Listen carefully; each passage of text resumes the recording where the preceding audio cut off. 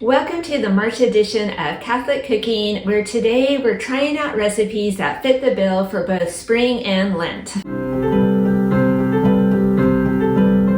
So our first recipe today comes from a favorite cookbook that we cooked from last year, and that is the 40 Days of Soup cookbook, which is available online.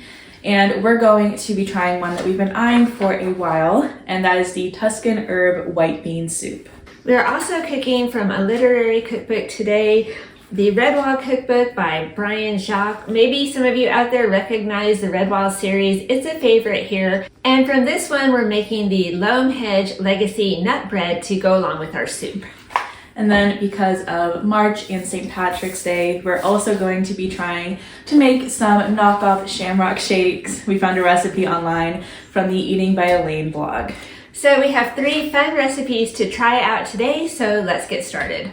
So we're going to start today with the Loam Hedge nut bread from the Redwall Cookbook. If you're not familiar with the Redwall series, oh my goodness, it is such a delightful series. It's all about the mice who live at Redwall Abbey. And so you follow them and all the different woodland creatures in their struggles of good versus evil. And all throughout the series, you get these wonderful descriptions of the food that they're eating. And trust me, they do a lot of feasting.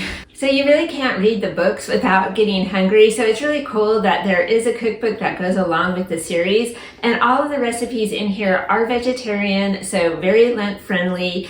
We have cooked on and off from this book down through the years, but we've never made the nut bread. So we're excited to try that today. So to make this recipe, you need flour, baking powder, butter, cayenne pepper, chopped pecans, salt, and milk. So we put the flour into the food processor along with the baking powder as well as the salt and the cayenne pepper. Then added in the butter and mixed that up. And then we added in the milk to form our dough. Then we put that in a bowl and mixed in the pecans and spread that out on a baking sheet to roughly 8 by 8 and scored the top.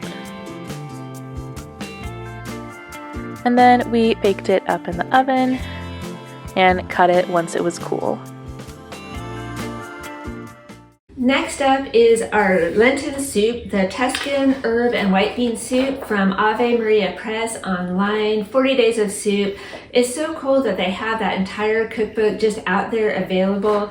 And every recipe comes with a Lenten reflection, which is also really neat. And the one for this recipe comes from John Paul II's Biblical Way of the Cross. And we love how this one is labeled as quick and easy. Spring is a busy time, and this one definitely looks like one you can just throw in a pot and leave and come back later and you have dinner. So to make this one, you need vegetable broth, cannellini beans. You could use great northern beans if you can't find these. Parsley, salt and pepper, lemon juice, and rosemary. We actually have a rosemary plant, so we got some fresh rosemary, but yes, you could just as easily use dried. Rosemary is threatening to take over our house, so we have an abundance. So we started by putting the vegetable broth into the blender and then added in all of our different spices and the beans and then mixed that all up together.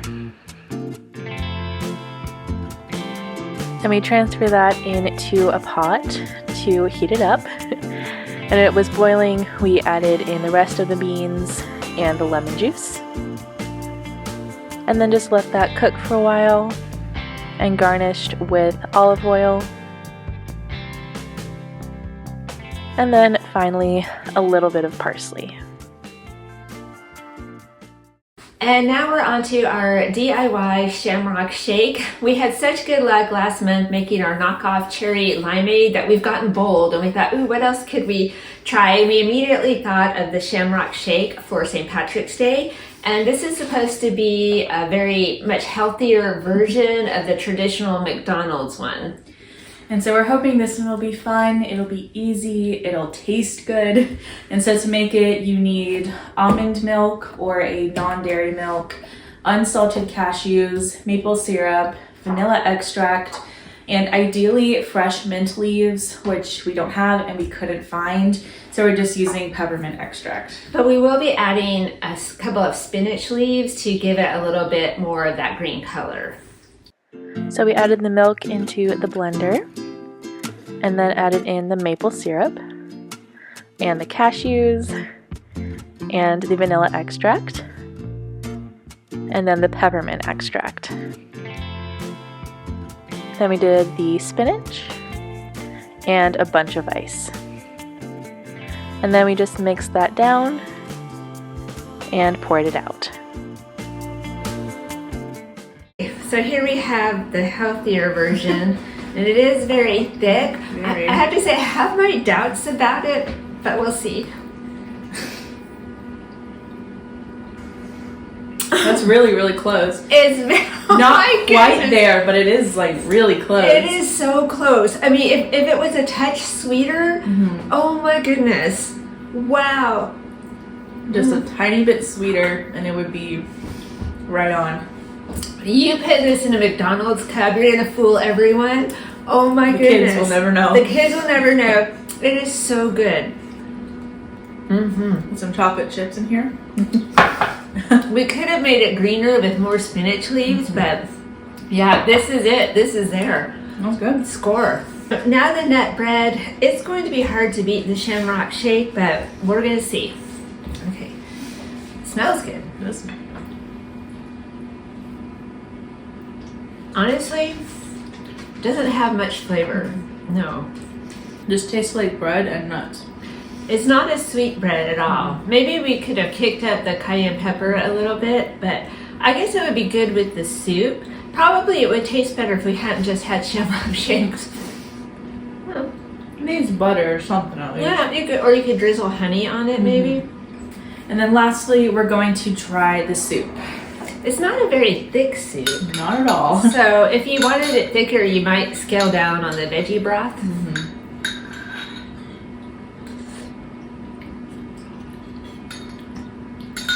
Needs more salt. We might have put in too much lemon juice. What do you think?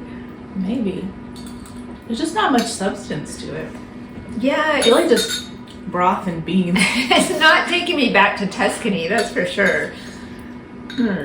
Yeah, I think we overdid the lemon juice a little bit. Okay, so you might want to scale back on the lemon juice. You could probably add more beans into this and make it a little heartier. Yeah, okay. Okay, so I think it's pretty clear which the winner is. that's right. Eating by Elaine is the winner with the fake shamrock shake, which was just so good. Definitely. The bread, not a lot of flavor, but it's still pretty good.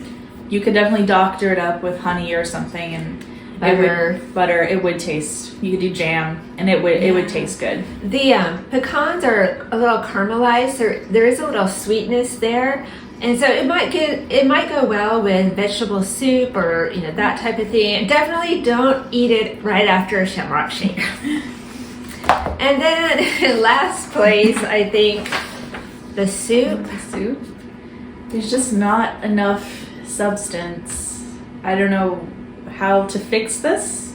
It's just Well, number one, we put too much lemon juice in. It's a little overpowering, and then it's just pretty watery. Yeah. You like vegetable broth with some beans in it. I don't know. It just isn't. I probably wouldn't make this again. Yeah. So I mean, you could add more beans or something. You could doctor it up, but as is, last place. Great.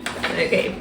So that was our Catholic cooking for the month of March. Let us know if you've ever tried a fake shamrock shake at home, or what's your favorite knockoff drink? We would love to know because we're on a roll here. So we hope you enjoyed today's video. Thank you so much for watching, and we'll see you next time. Bye.